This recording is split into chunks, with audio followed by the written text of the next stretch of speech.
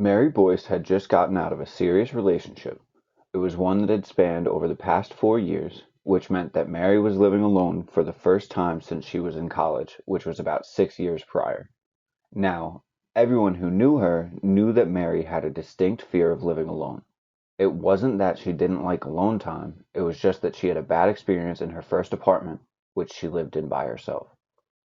It was there that someone had broken in, and Mary woke up to someone rummaging through her living room.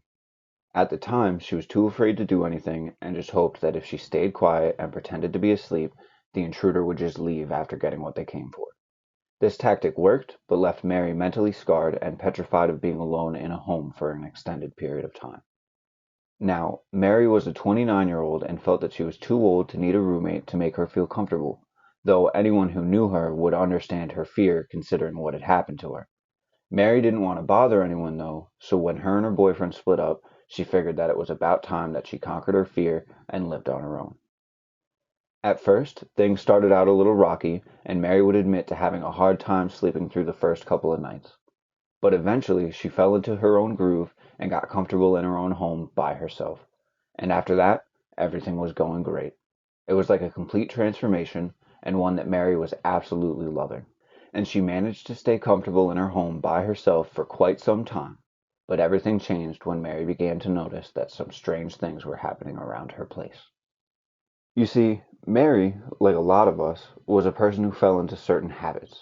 Routines like doing all the dishes before bed so that the sink would be clean in the morning, or making sure that the table was cleared off of food so that she didn't get any rodents. It was typical homeowner behavior and habits that people tended to fall into. So Mary knew when there was something going wrong in her home. It all started when Mary woke up one morning and noticed that there was an unwashed dish in the sink. And at first, Mary thought that maybe, just maybe, there was a 1 in a million chance that she neglected to do the dishes the night before. But she quickly realized that she had used multiple dishes that day, and there is no way that she would have just left one solitary bowl in the sink after washing everything else. It just didn't make sense.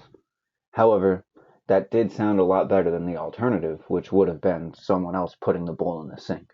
And that was a thought that Mary didn't like at all. She tried her best to brush it off and just acted like it must have been something that she had done.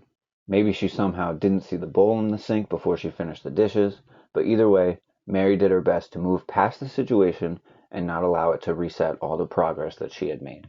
That night for dinner, Mary wasn't feeling too hungry, so she just decided to have a fried egg and some toast.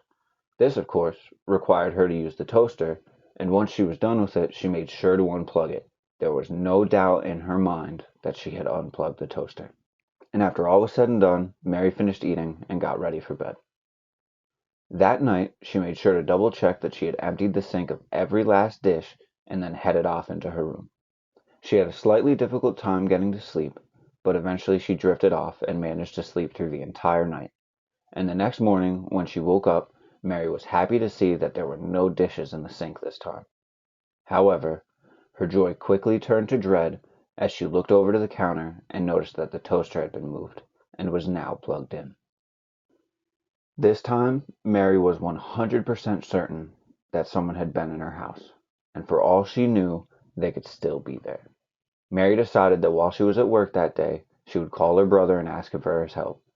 She didn't want to call the police on a false alarm and figured her brother was a Marine and would be able to help out with any situation.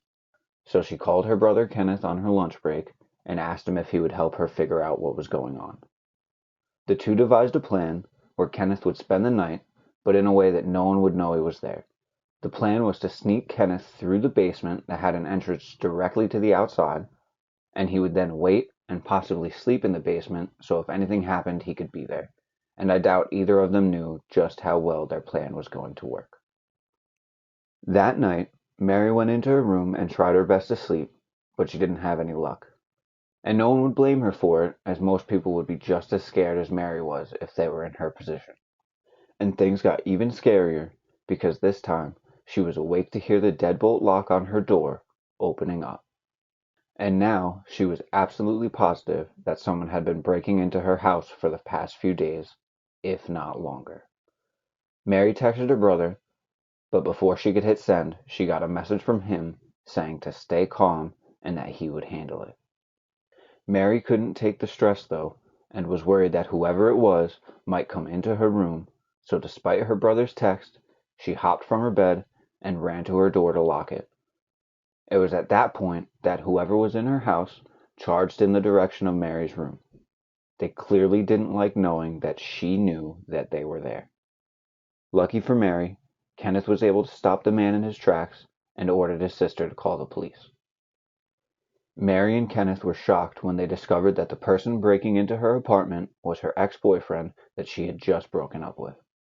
Apparently, he had multiple copies of the key, and he would tell officers that he just wanted to freak her out. He knew her fear, and in his mind, he thought it might make her want him to move back in. That will never happen, though, as he is currently behind bars, and when he gets released, he is not allowed within 500 feet of Mary's home.